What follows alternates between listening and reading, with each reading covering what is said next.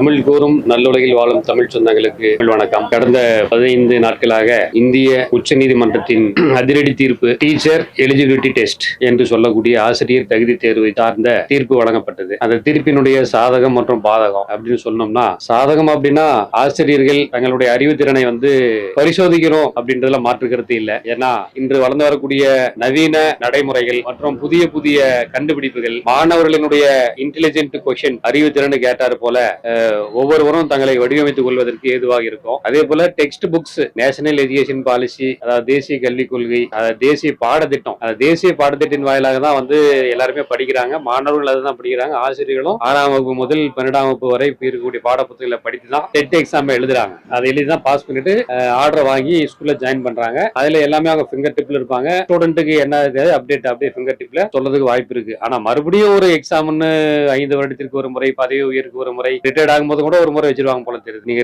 Retired ஆகணும்னா கூட ஒரு டெட் எக்ஸாம் எழுதி ரிட்டையர்ட் ஆகிக்காங்க அப்படின்னு கூட சொல்றதுக்கும் வாய்ப்பு இருக்கும் ஃபியூச்சர்ல. கொஞ்சம் அது முரணா இருக்குது.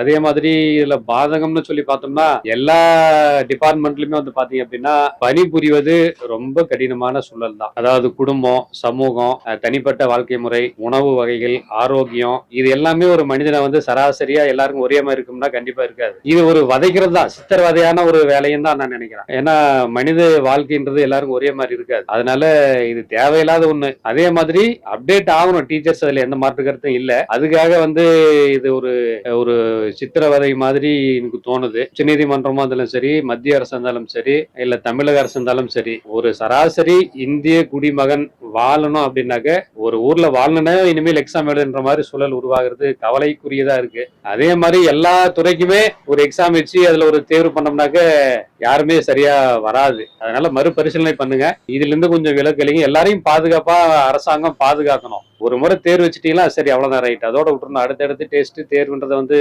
ஏற்புடையதா எனக்கு தோணல. மறுபரிசீலனை பண்ணணும்.